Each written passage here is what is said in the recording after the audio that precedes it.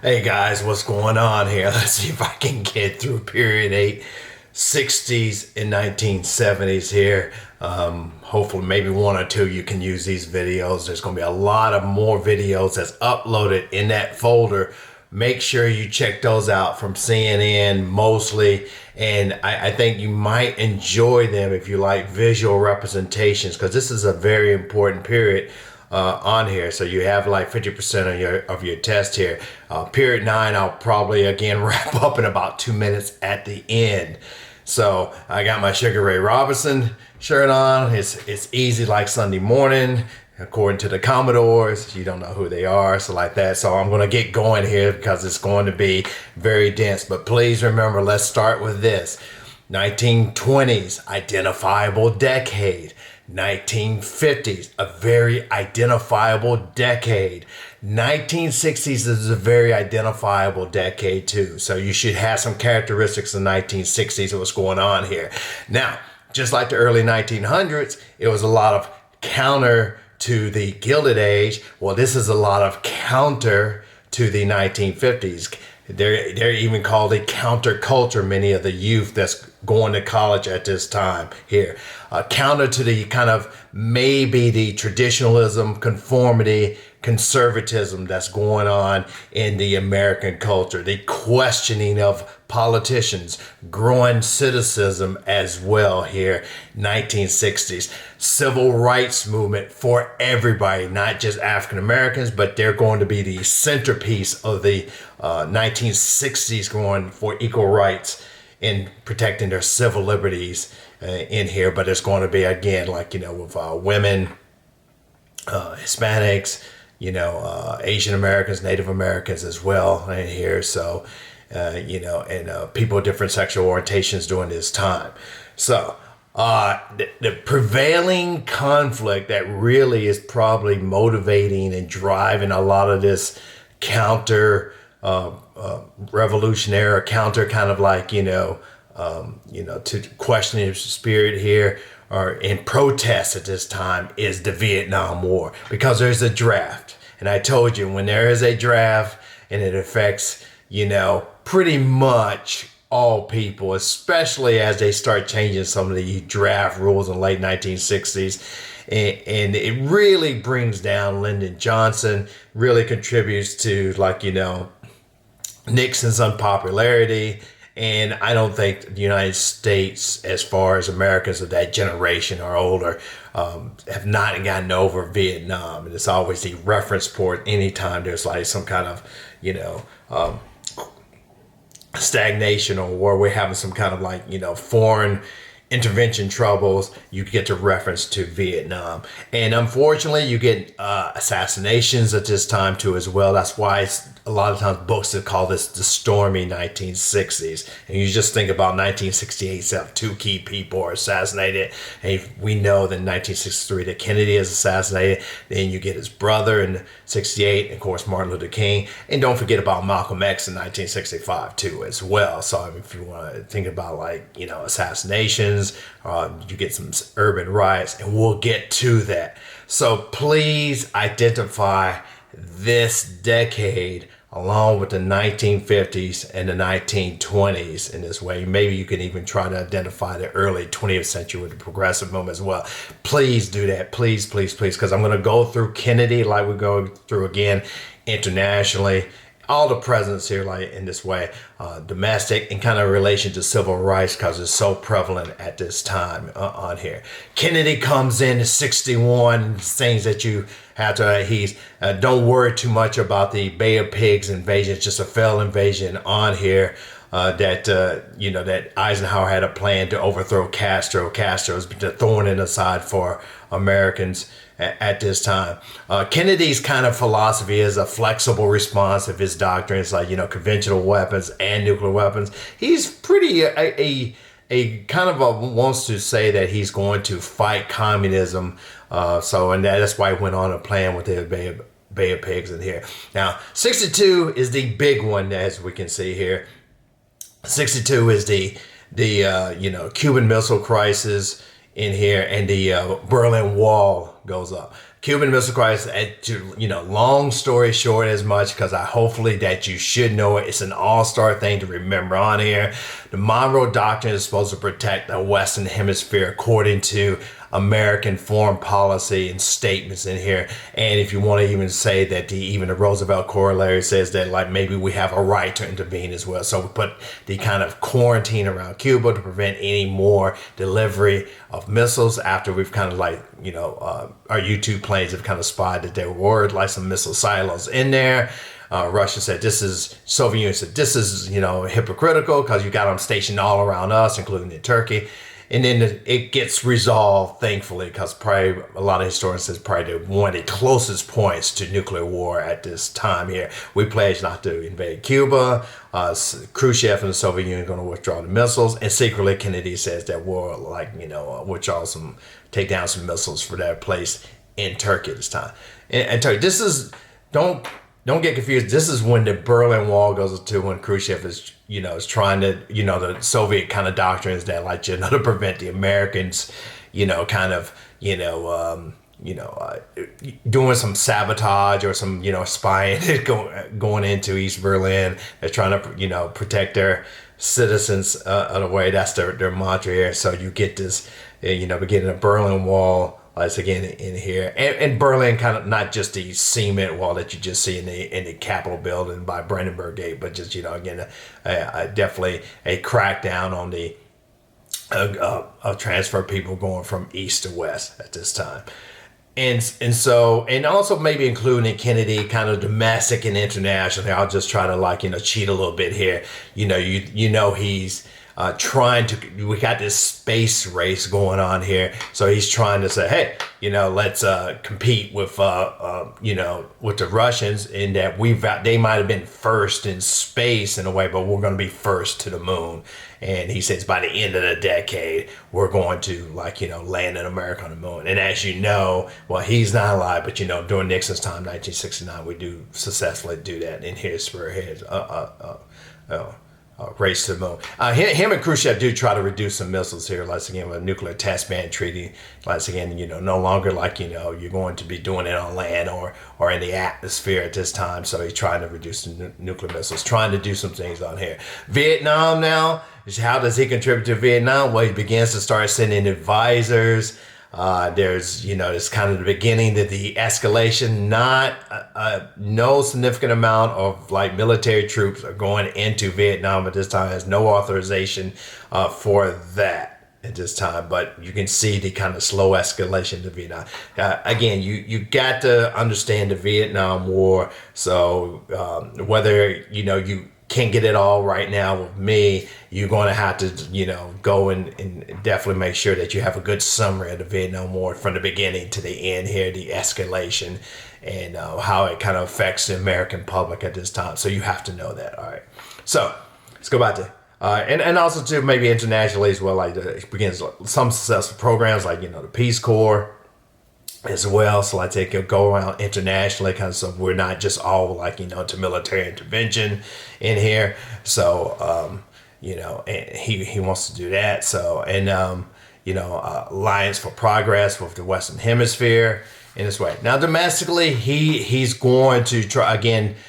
He has some things with the New Deal programs, but he's actually, thinking, somewhat Republican-like with the tax cuts as well as far as his, domestic programs in here. But the big thing is that, again, he's not there that long as president, unfortunately, because of his assassination. But he's saying a lot of placing things here with civil rights at this time. And there's some events that goes on while he's still alive that kind of convinces him that, hey, maybe it is time for, to us to I'm going to try to promote maybe a civil rights bill in here. And what are some of those things that you see in here is that, the all-star things for civil rights for 1960s is this. People that you want to know, you want to get down that you're Martin Luther King and Black X, Malcolm X, again in there. So did I just say Black X? Malcolm X, I'm going so fast. Malcolm X representing that way of being more assertive, and more kind of W.B. Du Bois in a way in the public's eyes of getting equal rights, and then kind of Garvey-esque and saying we should be begging for civil rights. We should just be uplifting our own people and not worry about integration, kind of the foundation of Black Power movement. Now, got the Greensboro sit-ins. I'll mention the all-star stuff in here. There's other things too, like again, from Freedom Riders to Freedom Summer. That's bonus. But what you need to know is the March on Washington in 1963. Very significant because you probably heard, over and over again every time, it comes February or something on television, the I Have a Dream speech. They kind of March on Washington. Not an original idea. I told you, it's like A. Philip Randolph, and actually he had to be encouraged to go there too as well, to be somewhat of a peacemaker and kind of make sure that things don't get out of control. But very significant in the public eye, because you know why television is changing the perception here. When he's protesting, the year later, like in Birmingham, seeing the television, the film and everything, so for the dogs and the fire hoses on here makes a significant difference in here. So 1964, you definitely the Civil Rights Act. Okay, like that. So it's signed in by Lyndon Johnson. Okay, so you want to know that for sure, because that supposedly is going to be the beginning of the end of Jim Crow and segregation, let's get in public facilities. Now, before that, earlier that year, if you want to get a bonus, there's like the 24th Amendment that kind of outlawed, poll taxes at the time, let's say, on here. Now, the next big thing you want to know, I said King, Malcolm X, I hear the next big thing as far as civil rights that you have to know on here is the Voting Rights Act of 1965 in here. And now that's going to promote federal enforcement of voting rights, franchise rights, all across the nation. And particularly it's kind of aimed down to where most African Americans have been disenfranchised. No literacy tests, nothing, no pre-qualifications for voting, as long as you're of age at that time. Once again, it's 21, and then for many states that you are eligible to vote despite anything about your race. That's big. Now, Malcolm X gets assassinated in 65. The beginning of that, there's seems to be what's happening is here the economy is slowing down, poverty is affecting the inner cities. So a lot of African Americans are not sharing in this prosperity. They've been redlined and shut out of moving to suburbs. They seem like they're hitting a ceiling. So you get this Black Power movement that you have to know of. And if you want to associate that with Black Panthers, you can as well. And Stokely Carmichael too. Bonus, that is. But this Black Power, and the Black Power movement is not power to, again, to rule America or anything like that. Just more about that traditional, Booker T. Washington and even W.B. Du Bois about political power and economic power. That's what we need here for everybody. And we also too, the Black Panther Party is founded on the foundation of really police brutality that's happening out in Oakland, California, and then it spreads across the nation, causes the police, or you're talking about explicit police brutality with nobody knowing, and kind of unsafe to drive, kind of sometimes get questioned by the police, to be detained by the police. Very, very precarious moments for a lot of African Americans and the Black Panther Party. And we need to get together not only to help our people and empower our people and take pride in our ourselves and lift ourselves up of high, high self-esteem, and also with, to help each other, again, in a way in the city, help out people who are impoverished.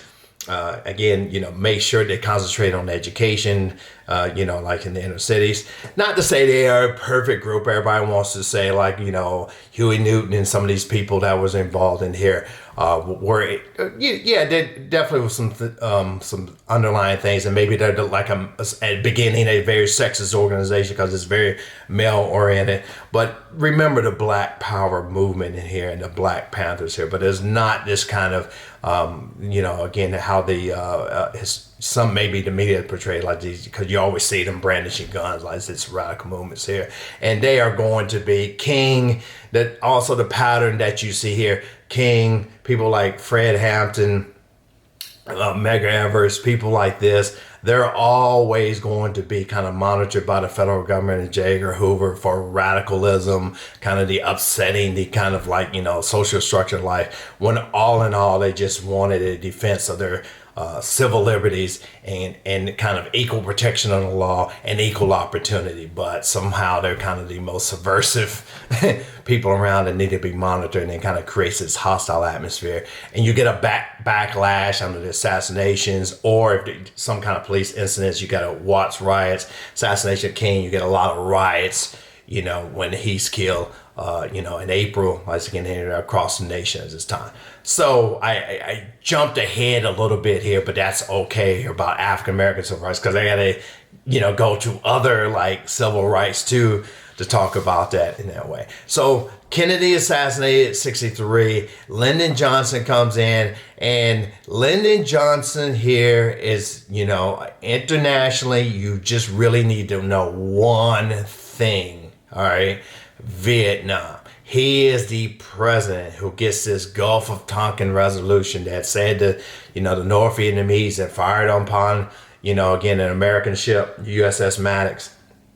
And I need a resolution from Congress because there hasn't been a declared war since World War II that I need authority to send troops over, and get us, more involved in this Vietnam conflict and then protect the South Vietnamese and democracy and prevent the spreading of communism, a la domino theory, in here. So that's something I think I've not mentioned since, again, in these videos, but, I think it's pretty self-evident, but that's a big reason why we're in Korea, big reason why we're in Vietnam, is to kind of prevent the dominoes falling to all the communists this way. And so he gets, and this is the escalation in here, a few thousand troops, and then over 500,000 in here of Americans serving in Vietnam. And it's really going to bring down his presidency, because he's always, him and his the commander over there, Westmoreland, always said there's, again, light at the end of the tunnel. Says the war is about to be turned around in here. So, we're going to, and 68 happens, and you have the Tet Offensive in January of 68. Lyndon Johnson's president at this time, and it looks like on TV we're losing, even though, again, we defeat, really the North Viet Cong that was inside the South, and this kind of surprise attack at this time really makes them very weaken them, say, to after Tet and everything. But it was a public relations disaster, especially what Johnson and Moore was talking about,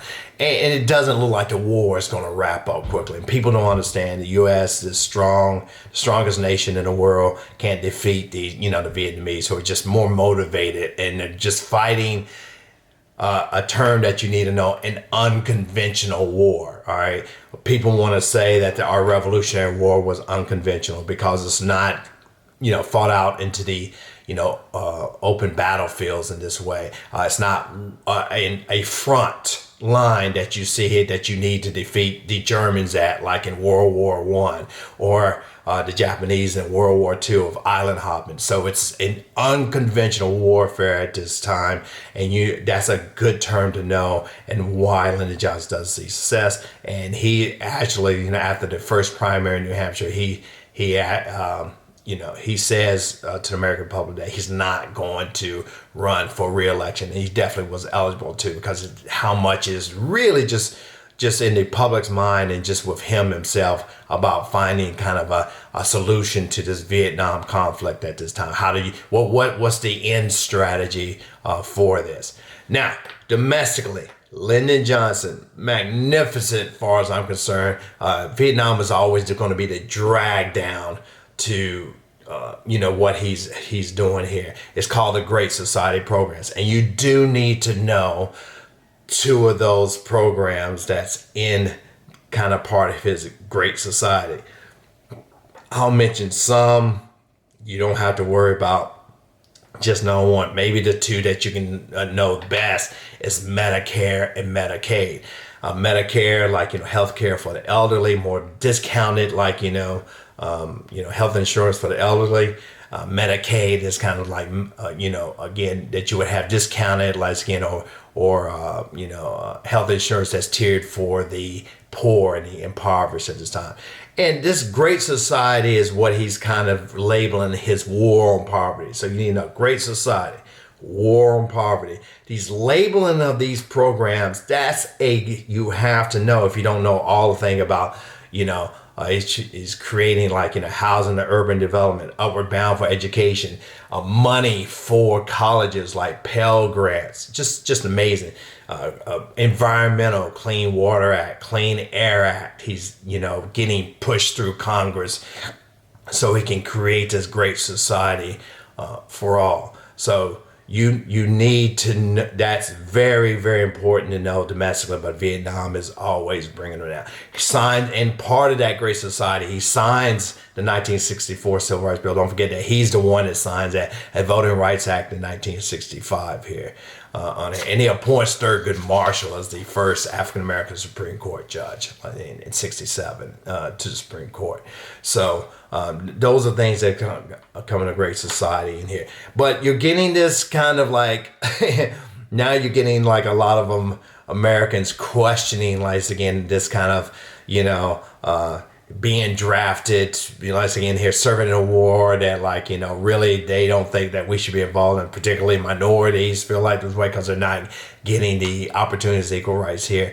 So you get this thing here called the New Left movement. It's really in the colleges in this time here, and that's pretty important because it goes along with this counter-revolutionary movement that's more kind of social and liberating with the hippies and Timothy O'Leary, turn on, tune in, drop out. And the New Left in the colleges saying we're going to work for not only for civil rights, but work for getting us out of Vietnam and for America to not be so, intervening into a lot of foreign places, and more kind of democratic and more progressive education around on the college campuses this way in here. So that's the New Left at this time. And it's kind of, and again, we're coinciding with the African American civil rights here, and socially with the hippies. Unlike the beatniks, they want to make changes, or they just want to self-improve themselves in this way, in experimenting with, with drugs at this time. And that's not the prevailing, youth at the time of the 60s. I want to give you that spot, but it's kind of, you see this kind of more of this, people get into some more open drug use, so particularly with marijuana and LSD at this time, but never the majority of of youth between 18 and 30. Never. It's just kind of like this. Again, just like the beatniks, it becomes kind of like a media kind of attention grabbing thing. You see them too wearing their long hair. You see they're the ones that to focus on, the anti-Vietnam war protests in here. The music definitely is kind of coinciding with this kind of revolutionary hippies of the youth, and they're different from the beatniks. I told you, kind of like the second Great Awakening to the first Great Awakening. They want to actually make progress and make some changes here, and they're protesting about that. And again, with the advent of the birth control pill, there's more of a kind of freedom for a lot of women too as well, and this kind of sexual revolution here, and not to be tied down with maybe they have to if they enjoy themselves, they have to and they get consequences of getting pregnant and with a kid. So there's a little bit more like a expression there that maybe a marriage is not the immediacy, especially seeing the 1950s and seeing the effects of their families in here at this time. So Speaking of which, about with the women, like sitting on here, don't worry, I'll get to Nick's in a second. So in here because it's kind of core of the '60s here. Books that you need to know. Just kind of a quick review here, and I'll get to the important one in the '60s here. And you need to know or writings: T. Paine's Common Sense, Alexis de Tocqueville's Democracy in America. I'll put the list up here so that you know what ones that you really should be concerned. Federalist Papers of 1788, Uncle Tom's Cabin, 1852 on here. Didn't think about it. The Jungle, 1906. On here, so you need to know that. Maybe a Hemingway or Gatsby, like again of the 20s, or some kind of Harlem Renaissance. Maybe like right, you know about Zora Neale Hurston, maybe a poem by Langston Hughes, but you don't necessarily have to read them, but recognize again these kind of vital literary works. And nothing more prominent in '63 than The Feminine Mystique by Betty Friedan.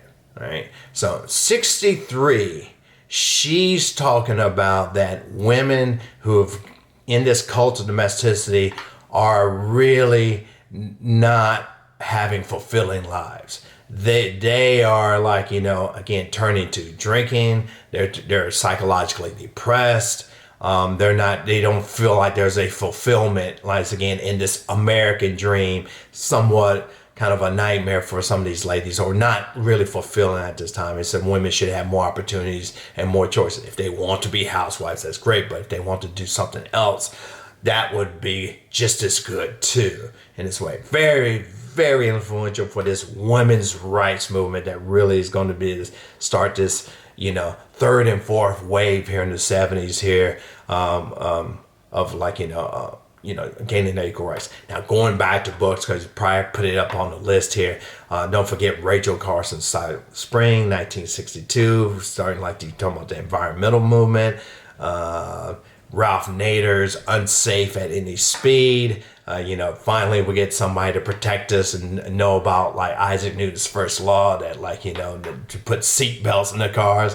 A basic safety feature here that has saved millions of American lives here. So you get this conscientious kind of book that's like about consumer protection, like at this time here. So you see what's happening here in the '60s. Bonus kind of books maybe at this time is like the Fluent Society in 1950. That's bonus. I don't like that. Or Michael Harrington's The Other America. He's talking about everybody's not prospering here in the 1950s in here. So you really just a lot of what I would say that like those are somewhat, I'm sure maybe I left something out here like again in here, maybe vital like literary works to kind of understand, but those are some ones that I expect you to know at this time.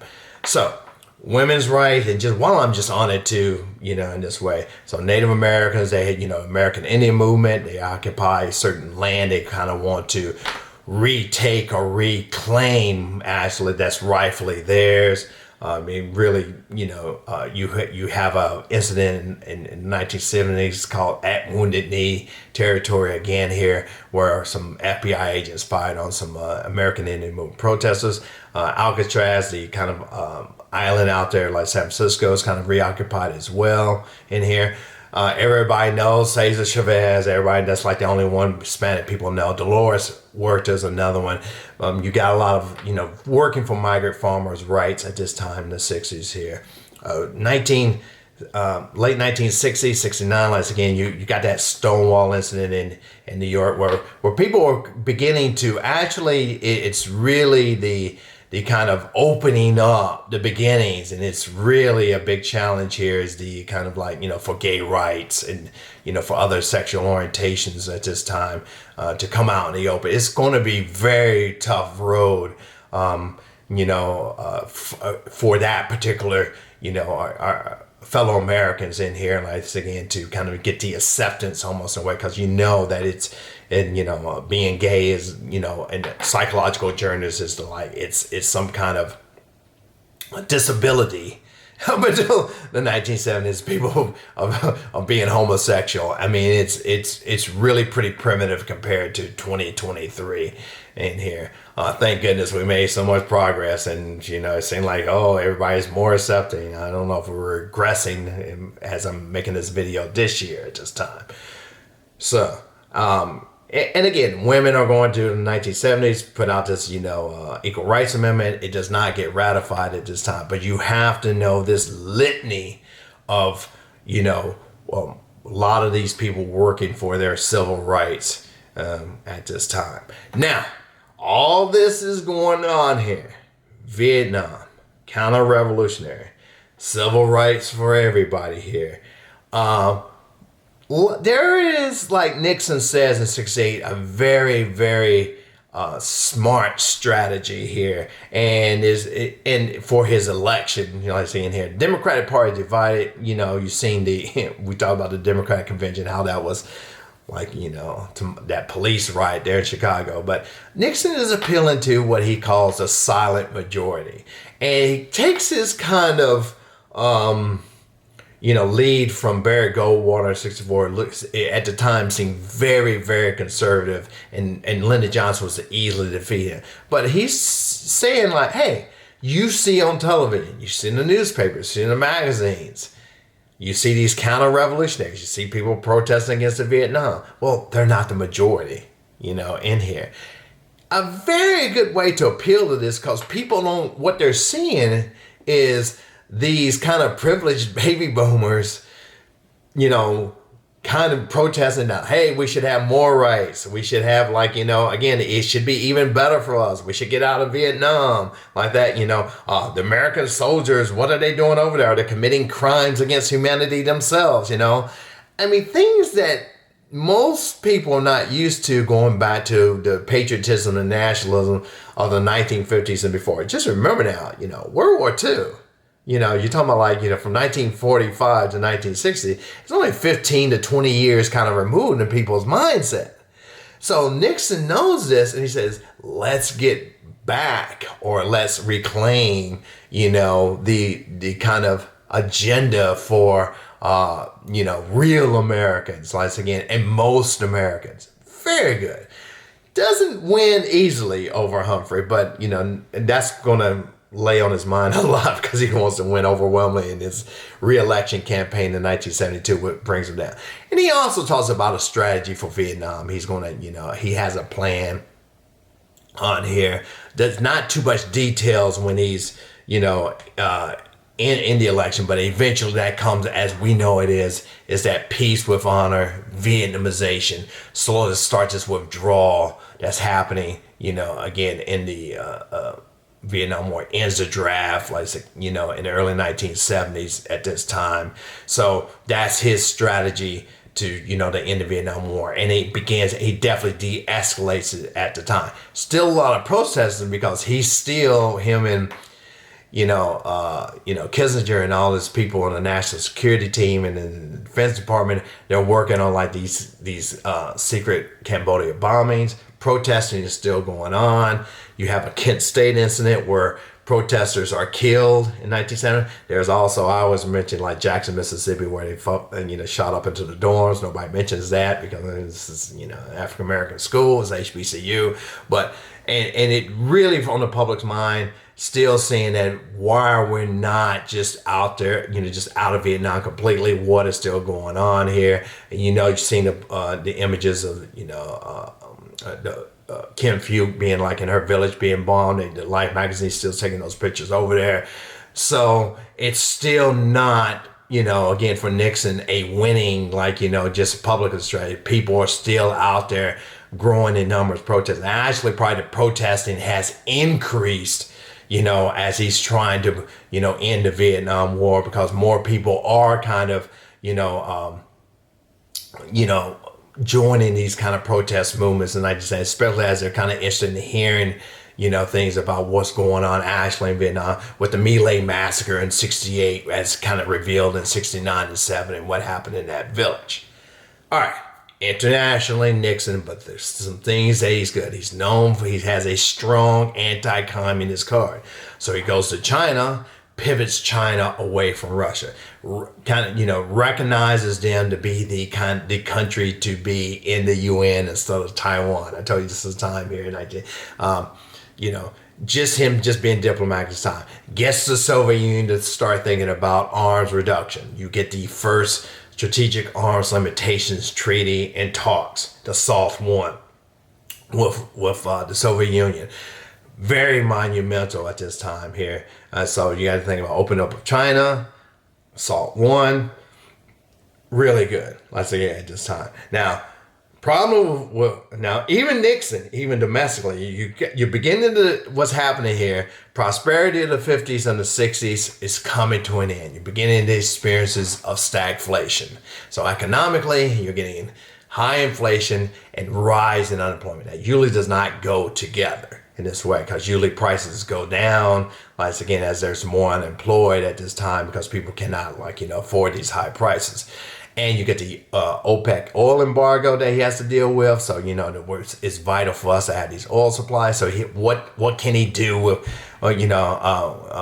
he's dealing with that situation. And anytime economy goes bad, that's pretty bad for a president, especially when he's trying to be reelected in 1972. Then, he's a little bit really, I have to be clear. He creates, departments like OSHA. He tries to enforce, telling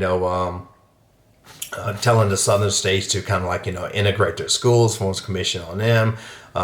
So he does a lot of things to protect the environment as well. So a lot of those motivations are kind of can be questioned a little bit, but nevertheless, it's not the most, compared to 2023, conservative person domestically. What he wants to do is what we call this, that's something that I will probably put up here, is this kind of new federalism, returning most of the decision making back to the states. And we know how well that works out. Let's say when you want to return this kind of decision making and everything stuff to the states, that maybe it won't be as uniform and doesn't help the people as much as possible.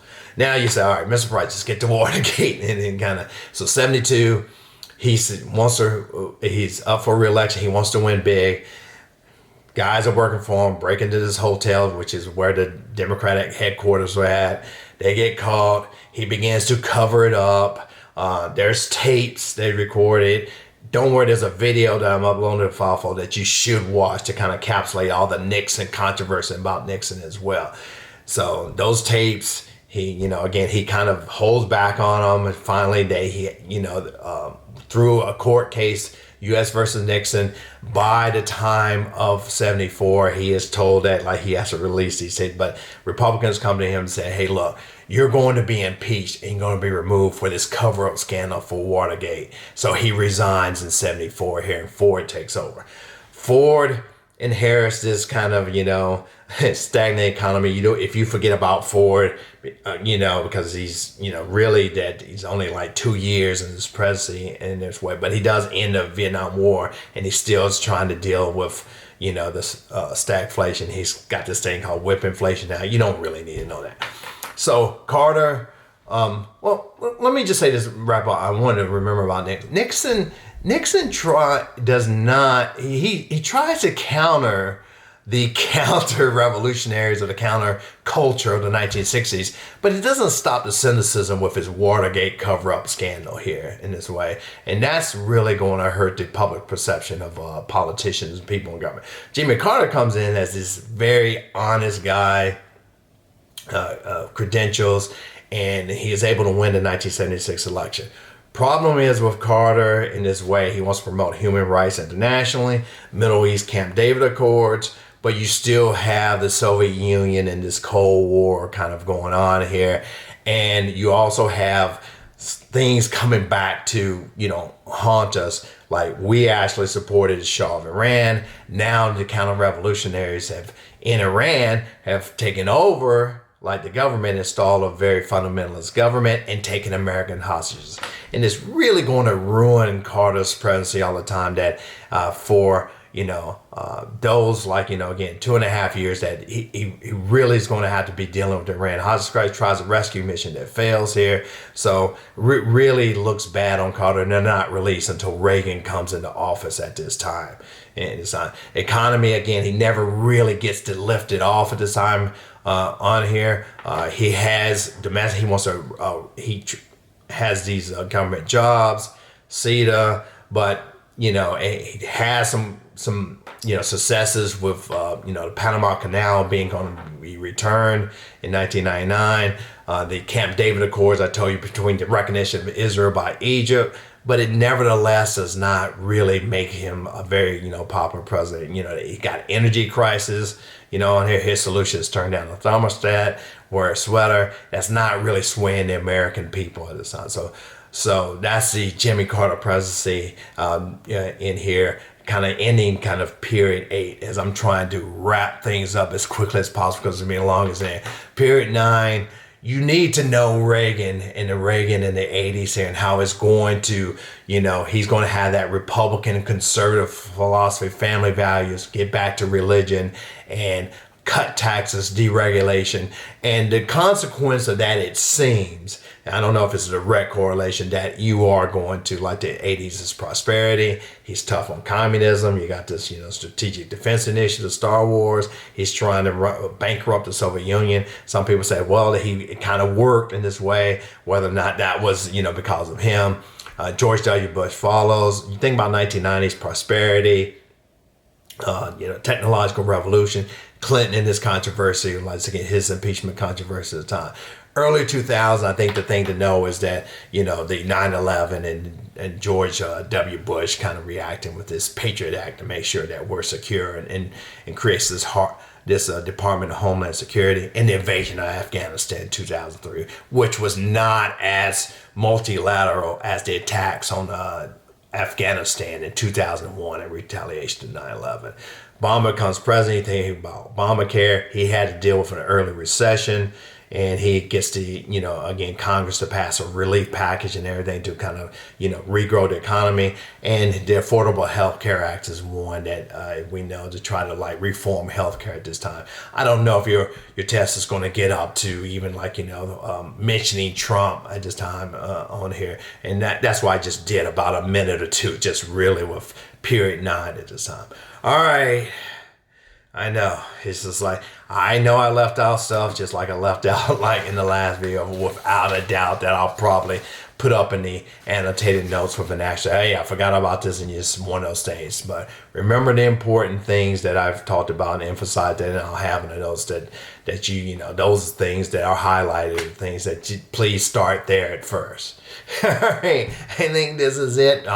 We'll be doing some Zoom stuff and some other review stuff this week, but don't forget, organize your time.